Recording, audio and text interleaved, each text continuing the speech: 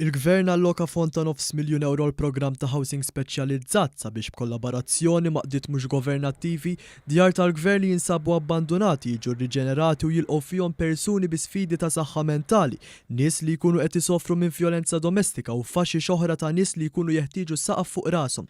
F'konferenza tal-aħbarijiet f'dar antika tal-Gvern f'Bormla, l-ewwel dar li ser tiġi riġenerata, is-Segretarju Parlamentari għall-Akkomodazzjoni Soċjali Rodrik Galtes qal li l-għajnuna tikkonsisti f'allokazzjoni ta' spazji xierqa u għajnuniet finanzjarji biex postijiet antiku jiġu rranġati u jilqgħu fihom nies vulnerabbli. Qal li din l-iskema ser tirreġenera postijiet abbandonati u tagħtihom il-ħajja mill-ġdid.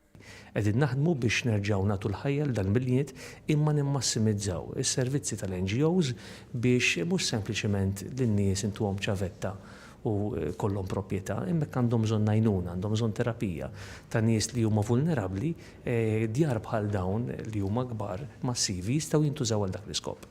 Il-kap eżekuttiv tal-Awtorità ta' Djar Leonid Mekkej spjega ma' One News li dan l-investiment ser jippromuovi l-mobilità soċjali. Żied jgħid li l-qdiet mhux governattivi ser ikollhom l-opportunità li mhux biss japplikaw għal dawn ir-residenzi iżda wkoll jażlu mad-disien sabiex jakkomodaw il-ħtiġijiet ta' dawn il-persuni vulnerabbli. Qed ħares lejn setturi oħra fiħdan il-qasam soċjali. U naħseb dan il-miżura li ħabbarna llum ser jkun qed imiss settur ta' persuni li m'għandhomx bżonn biss akkomodazzjoni soċjali, imma għandhom bżonn akkomodazzjoni soċjali b'sapport kontinwu u personalizzat. Min-naħa tagħha ċ-chairperson tal-bord tal-esperti li jidentifika dawn id-djar, l-antropoloġista Dr. Rachel Xikluna, saħqet li dawn il-programmi ser iħallu bosta benefiċċji fosthom li l-persuni vulnerabbli jibqgħu integrati fis-soċjetà waqt li qed jirċievu l-għajnuna li għandhom bżonn.